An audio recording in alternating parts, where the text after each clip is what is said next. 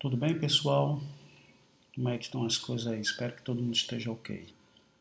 Hoje a gente vai dar continuidade ao curso, né, de Teoria Geral de Sistemas. Hoje vamos tratar de uma ferramenta, da ferramenta BPMN, tá? Vamos começar a entrar nessa área de modelagem de processo, tá? A agenda de hoje é bem curta, bem resumida, tá? Porque o assunto também não é muito vasto.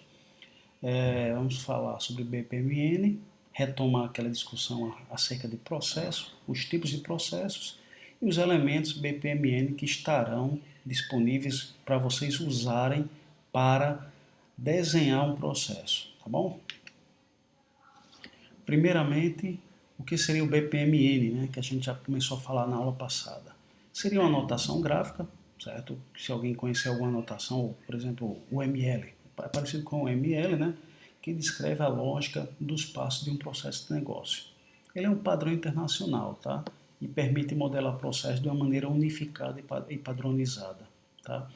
Seu objetivo é dar suporte ao gerenciamento, fornecendo uma notação que seja fácil de entender, né, e de representar a complexidade dos processos. Então, basicamente, BPMN é isso, a notação, certo? Universal, internacional, desculpe, que você modela os seus processos.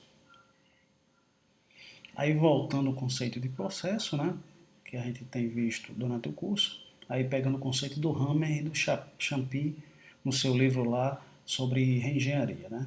Que o processo é o quê? É um grupo de atividades realizadas numa sequência lógica, com o objetivo de produzir um bem ou serviço e que gera valor para os seus clientes. Então, aí é a definição do processo, né? Aí, quais são os tipos de processo, né?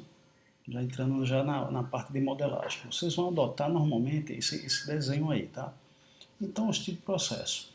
O primeiro tipo é o privativo. É quando não há interesse ou não há interação entre esse processo e outros.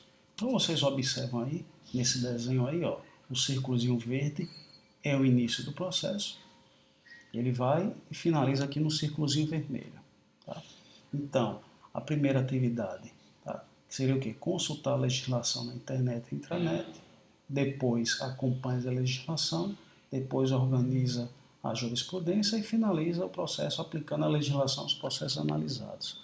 Observem que a seta aqui indica o fluxo do processo e aí, no caso aí não é obrigatório, mas é interessante você numerar a sequência dos processos. Facilita o entendimento. Isso não é obrigatório não, mas facilita o entendimento do desenho do seu processo. Tá? Igual também ao verbo, né? O verbo sempre no infinitivo.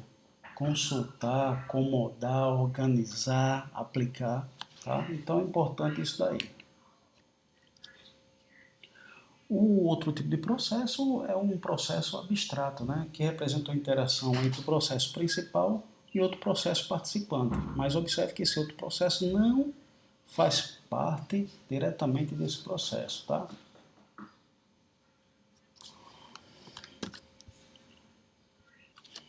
Então, aí nesse tipo de processo abstrato, vocês podem ver que a gente, certo, tem dois processos conversando, sendo que o processo participante, tá, ele não tem uma preocupação, você não tem uma preocupação com o conteúdo do fluxo em si, certo? Mas só como ele colabora com o fluxo para outros processos, tá? Aí o processo colaborativo, né, que descreve a interação entre duas ou mais entidades do negócio, sendo que o conteúdo do fluxo é especificado em todas as entidades. Né? Então, observe que a gente tem um processo 1 junto com o processo 2, certo? Colaborando.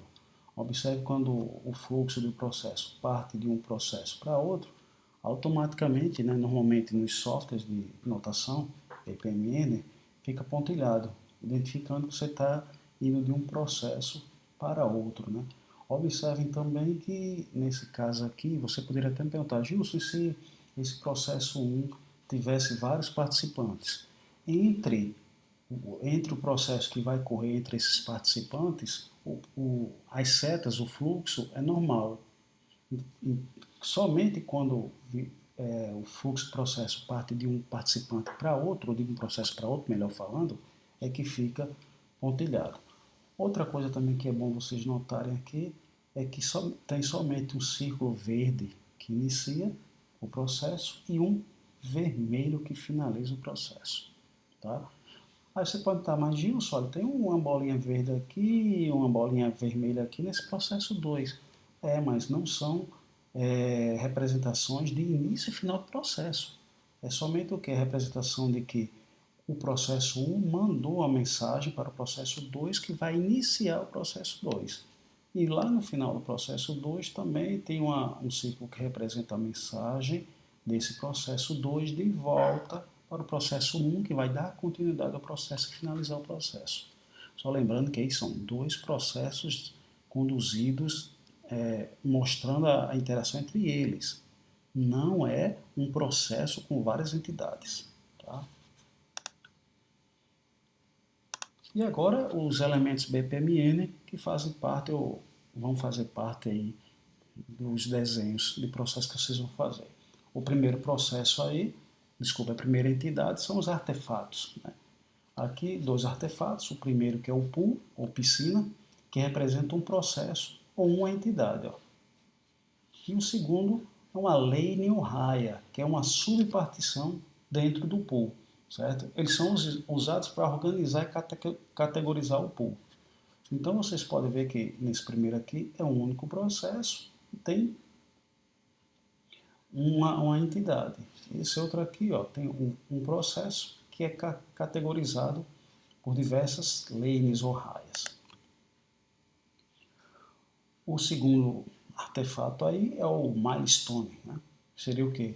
É uma subpartição dentro do processo. É como se você pegasse um processo e dividisse em etapas. E cada etapa vai entregando uma coisa para a etapa seguinte.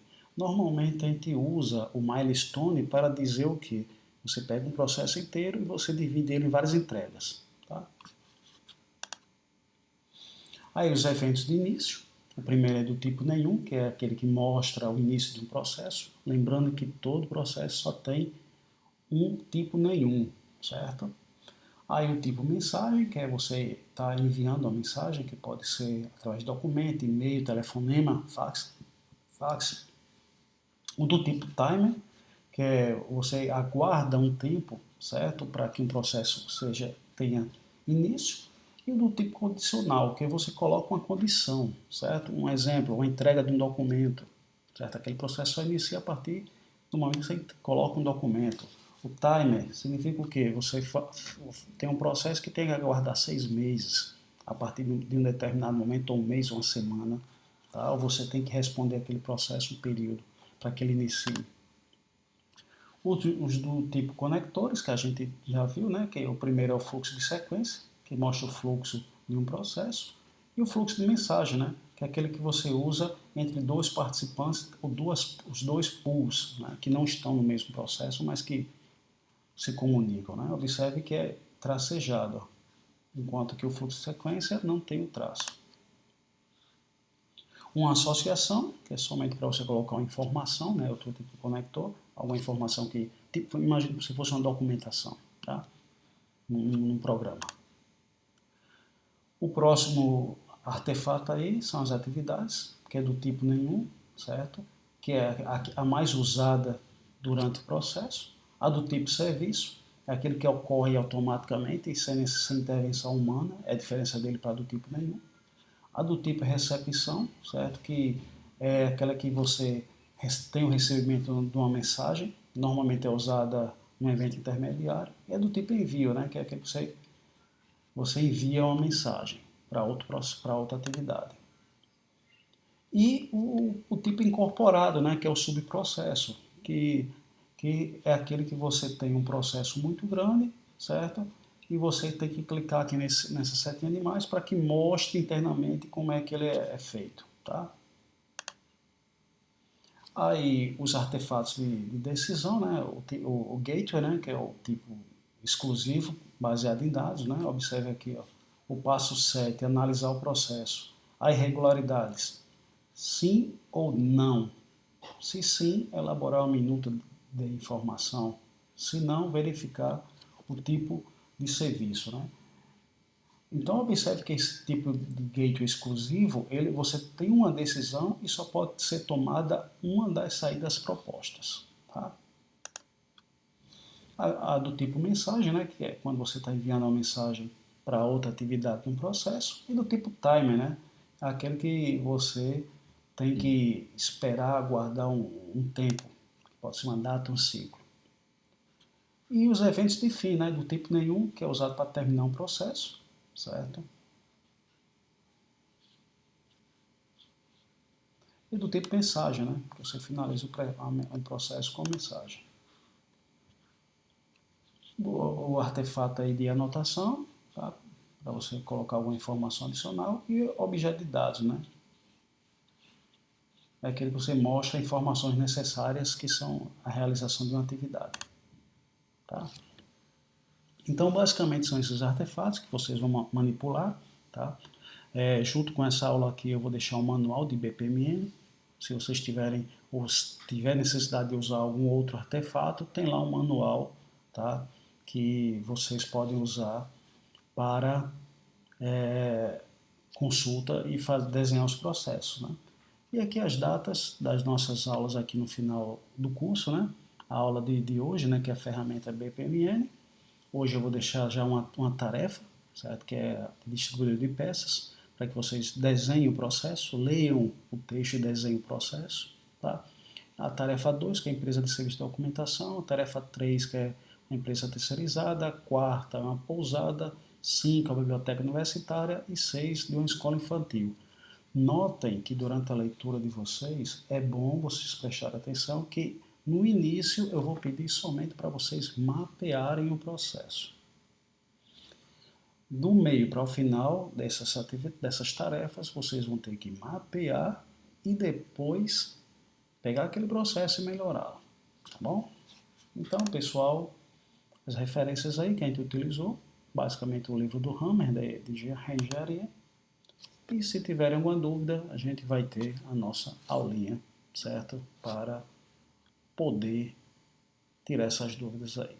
Então, um abraço a todos, tá? Fiquem com Deus e até a próxima aula.